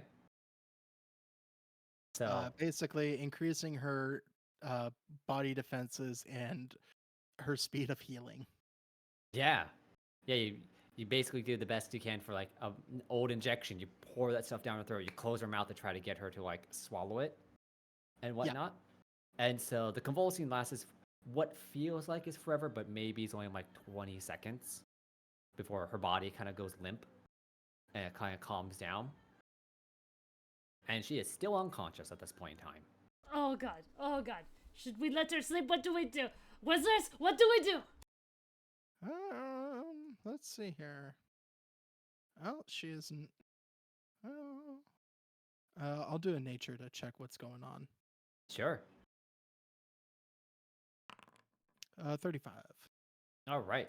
So, what you find? So, first thing, as I should say, this nature check is for medicine because you can replace them, right? Yes. Okay. So, you see with a 35, she is stable. She's not in any real danger right now, but she is unconscious. You're not quite sure what's going on with that. However, I'm not going to give it to you because you're using this in lieu of a medicine roll. You do sense and you kind of put together that this might be magical in nature. So you need another magical roll to figure that out. Okay. Arcana 19. 19? So with a 19, you're not 100% sure, but you're like, you think she might have gotten some magical feedback when she touched the golden item. I've seen this before. Yep. And what do we do? I'm gonna have old man put a hand on the Honk's shoulder. It's magical feedback. I don't know if she'll ever survive. Oh my god! And I'm going to. Do you want me to roll deception? Yes, please. If you're gonna do that, if you're gonna be the younger brother, that's gonna be that. Yes, deception. 12. I don't think it passes the Honk's passive perception. My perception is 19. No, that's what makes it. He's like cracking up halfway. I'm afraid it's magical feedback. It's terminal. I bend down, pull some mud from the ground, and splat it against.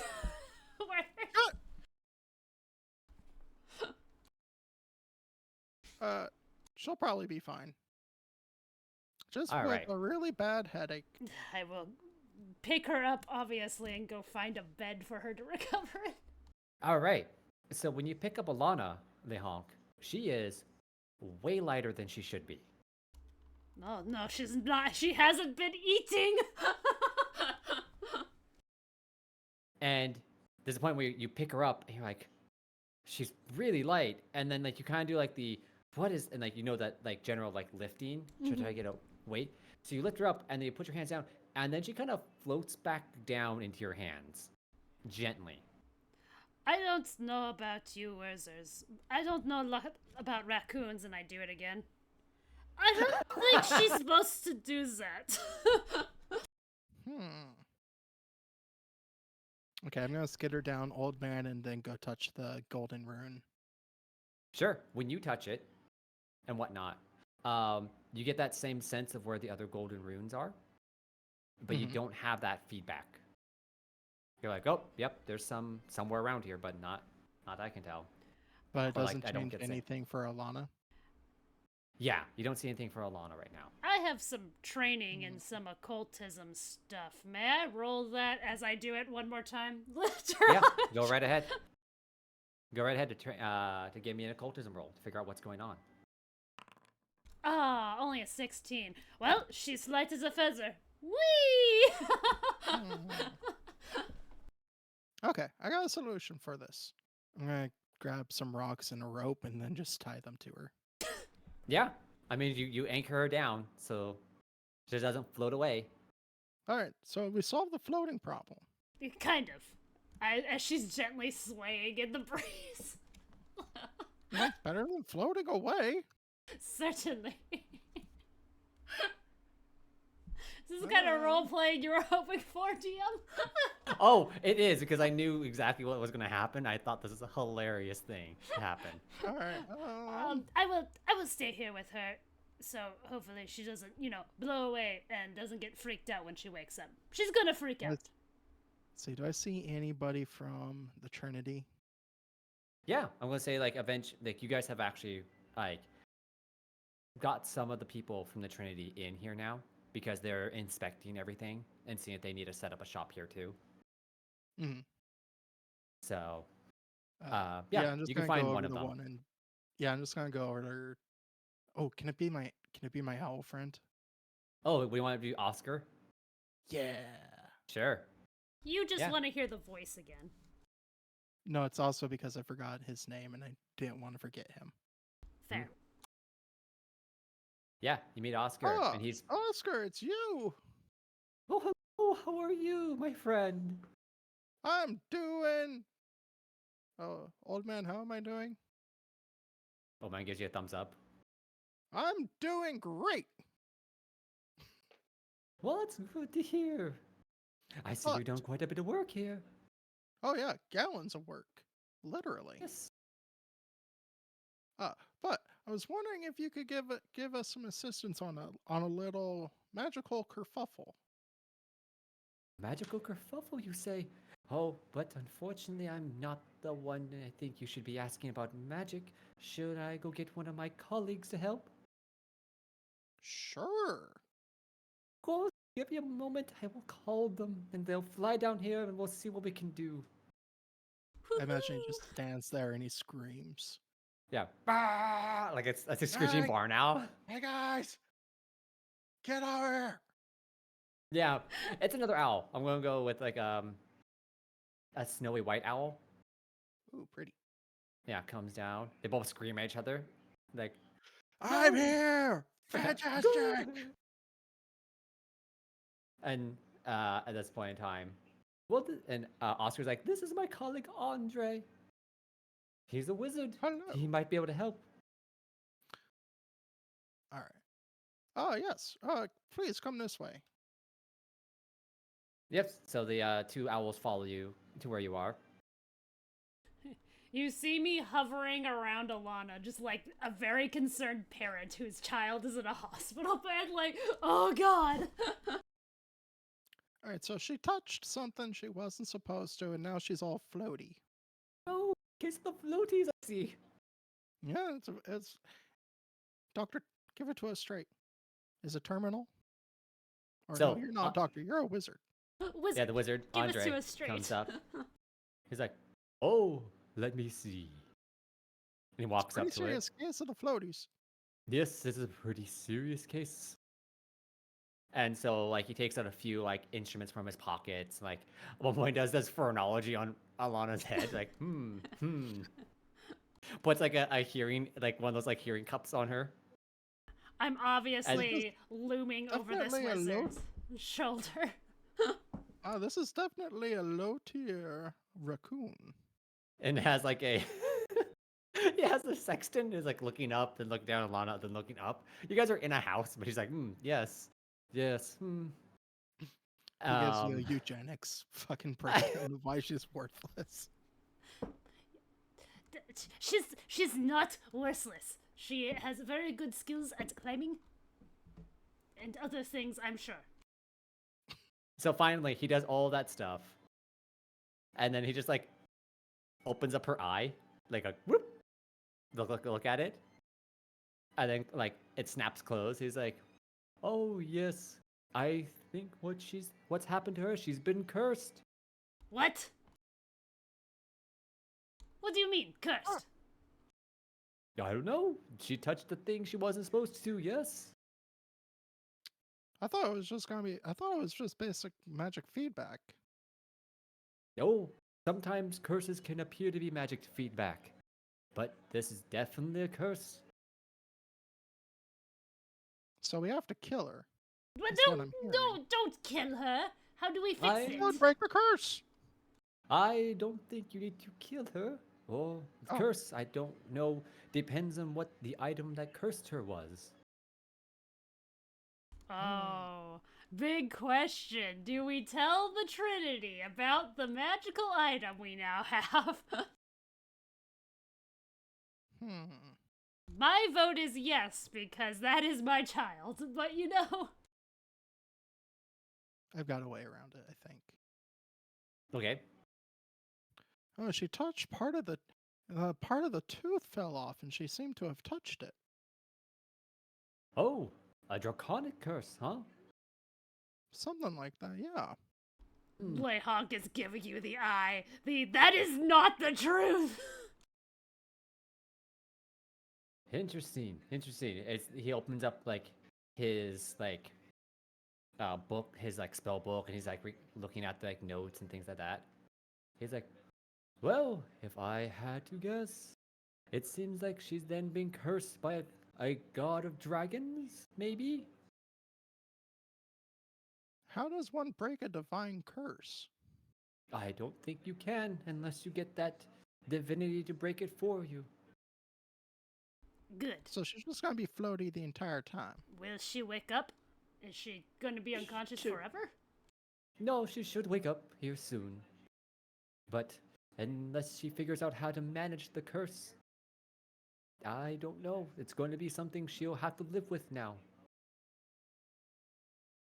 Maybe Just it'll like be the a slap. maybe it'll be a good curse. I don't think curses are good. I think So- that's the implication of a curse. And why it's not called a boon. At this point in time, Alana wakes up. And she's like, oh, and she's trying to swim now in the air. Are you Hi, okay? floaty pants. How you feeling? Why am I floating? I'm confused. Why is this happening? Apparently you've been cursed by the items that you accidentally touched. Apparently. At this point in time, she's rotating in midair, Yeah. trying to look at you guys. Item I touched. I didn't touch anything. I touched Werthers' notebook. Yep, there was a special thing that I was keeping in there. I feel as if you should have been better careful then. If I could just touch it, if I touched a book. She's upside Well, down you're at not this point in supposed to time. open the book. That's rule number Yeah, one. But books are supposed to be opened. Not this book. But duh. It's like a diary. Do you want me to be able to go over to your diary and read my name's Alana. I had a good day. An awesome goose man saved me. First of all, as she's floating there, I don't write in a diary, obviously. But Oh, my bad, a anybody journal. could touch it. She writes in a journal like all people. Duh, obviously. Can I just pull out her journal? Oh yeah, 100%. It's in her pocket. Whoop. Ha, joke's on Okay, you. look. It has a lock. It's one of those basic, you put a coin in it, it just unlocks it. I was gonna say, I just look at him I can just melt it. It's basically a dummy lock. If you stuck a stick in the bottom of it, it would pop. Like the ones for those old toy handcuffs. I attempt to snatch the journal back out of Werther's hands. Let me see. Who's got the better reflex save between me? Oh, yeah. Let's try that. Reflex from Old Man. Because he's going to hold it. Well, what would you like me to 36. do? Oh, if you're going to, if you're trying to grab it, it's athletics. Okay. 39, baby! Aw, bummer. Wait, Old man and honking in a tussle. it says here on 3rd month, 6th moon. So- That Bowie dude is so dreamy. Yeah, so you start Snatch. reading that out. And then at one point in time, LeHonk jumps from the top rope, in the background. He leaps down, you see the shadow impending, and then just full-on dust cloud of arms and limbs. That is private! Give it here! That's the point I'm trying to make here. So eventually, Alana is able to settle down. She gets her feet on the ground, and you guys can untie her from the rope and rocks. And the thing you notice is that the thing that the wizard looked at, Andre, is that Alana now has a starry-eyed glow behind her eyes. So if you look at her eyes, it looks like you're looking at the night sky. Oh. Okay, hold on. Stay there for like another minute to 3. Actually, about 8 more minutes to be precise. Oh, okay. I'm gonna pull out the painting and hold it in. Ask her if she sees anything in it. Oh, that's fine. Yeah, you pull out one of the paintings and you show it to Alana, and Alana looks at her, like, "Why is the painting glowing?" It's glowing, huh? Uh-huh. And I don't see the glow, right? Well, you saw a shine, but to her, it's glowing. Does the glowing make out anything? Like shapes, words? Pictures. I mean, it's behind the paint, so I can kind of see it, like it's leaking through the paint and the veneer. Well, you see, it's just the glow. You don't see like anything else. I think it's maybe underneath the paint. Do I have a magic item? I do, don't I? It's the thing. The gambling hall. I pull out the disc. The roulette wheel. Is this glowing? No? Okay, never mind. Okay. So, you can see some... Apparently, you've been cursed to see certain magical signatures that we can't see. But That's not fun. all magical signatures, because the gambling hall is magic. I wonder if we can find something like some x-ray glasses or something. So, I'm gonna give you guys a little bit of this, but I won't tell Excellent. you the full Oh, thing. okay. As you guys are telling us, you realize, so she is cursed. So Alana's class has changed. She was just a NPC that followed you guys around. Alana now has a class of Oracle. Ooh. So she's cursed to be an Oracle. But because you said she was cursed by a dragon, you didn't get a correct answer from the wizard. Okay.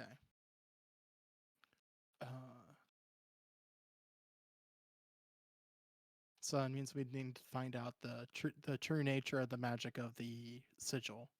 Yep. Okay. But it comes from divinity, is your best bet, because oracles can only be born from a divine curse.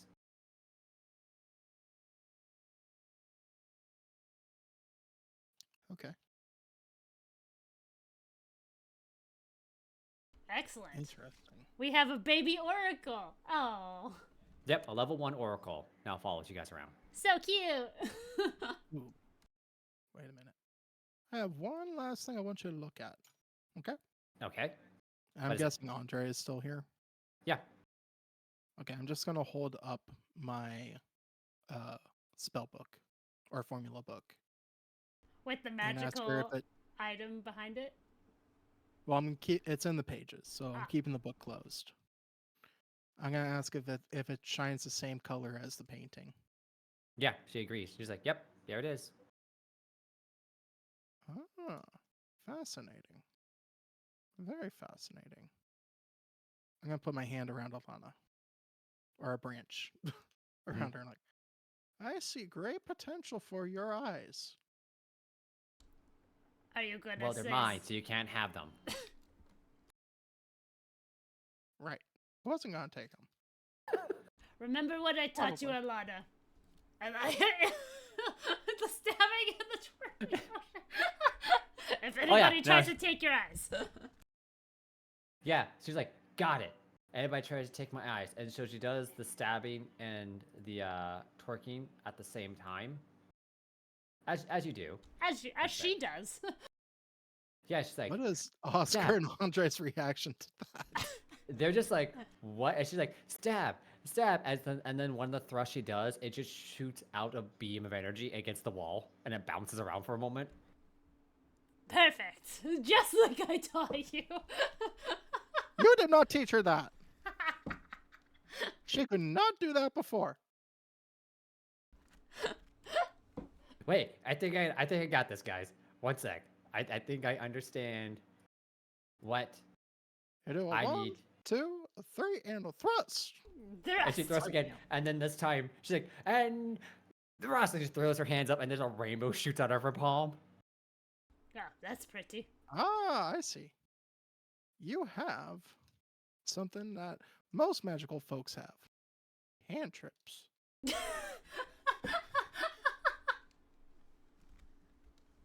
She's Well, I like, mean, "Ah, she effectively just casts prestidigitation with the rainbow. Yep.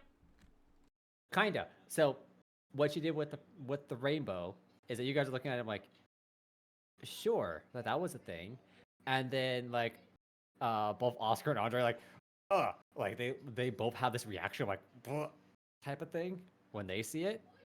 It's just that when she cast whatever she cast, you guys were just so high level, it just doesn't affect you. Oh, okay. Essentially, like the Amazing. DC is so low that there'd be no way you guys failed it without a crit fail. Amazing.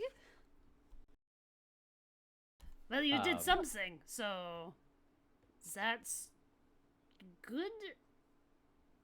Yeah, What's essentially, happening to you is perfectly supernatural. she casts dizzying colors. Oh, okay. That's yeah. why Andre and Oscar were like almost nauseous from it for a moment. No, like, now, "What?" Lana, did your grandpa ever have the talk with you? What talk? And she's like, what See- talk? And she throws her hands up and lights shoot out. Like, There comes a time in every young critter's life where they get magical powers. And I want you to know that it's nothing to be scared of. These things are perfectly supernatural, and you'll get a hold of them just like everybody does. Look at me. I remember the first time I shot lightning. Woo-wee. Did that and piss off my wife. Although she couldn't speak, she just kind of chittered and ran away. you say that, and she's like, wait, I don't understand. And she throws up her hands this time, and above her hands, it all of a sudden these itty bitty like dice-sized orbs appear in the air around you guys, and then they all start raining down on everybody. Oh God. You'll learn to have to control your emotions and how to cast. Think of it like trying to hold in a fart when you can't fart. That She's very That can confused. help and you just, not cast. she's just constantly casting magic, and I- eventually she runs out of power. How about we? And I slowly lower hands. How about we just put those bad boys? Yep, holsters them right there. Perfect. Usually that works. We will find you a teacher, probably. More than likely. I am Somewhere. a teacher. I have my teaching certificate right here. Oh boy.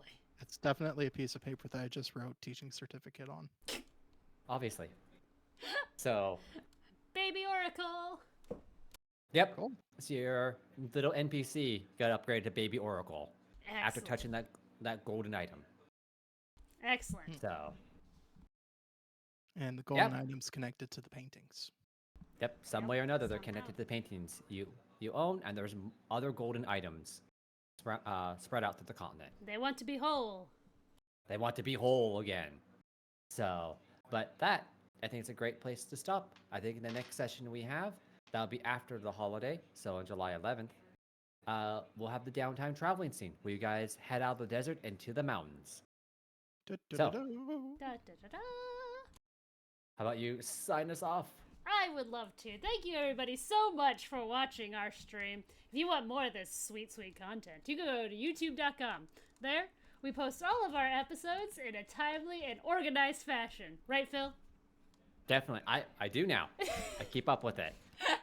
It is not disorganized, not like the last time. But enough about that. If you want to support us monetarily, you go to patreon.com. There, for a mere $5, we have bonus content that has been curated by our lovely Gimli one. Right, Gimli?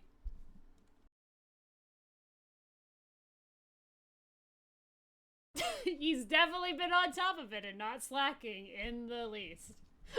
But if you want to know when our streaming schedule is, you can go to Blue Sky. There we post our schedule and lots of funny memes. Right, Right, Johnny? That's right, Gimli one. Gimli one. Gimli one. Gimlilon. Jim. Ooh. I'm not falling apart or falling asleep. Not me. And there's a fourth thing. What's our fourth thing, Phil? Do you remember? Blue Sky, YouTube, Patreon, Twitch. Join us on Twitch here. Please subscribe. come back again. We usually do this every Friday at 7, except for next Friday, because that is July 4th. But join us again on July 11th. And with that, say bye-bye, everybody. Bye-bye. Goodbye.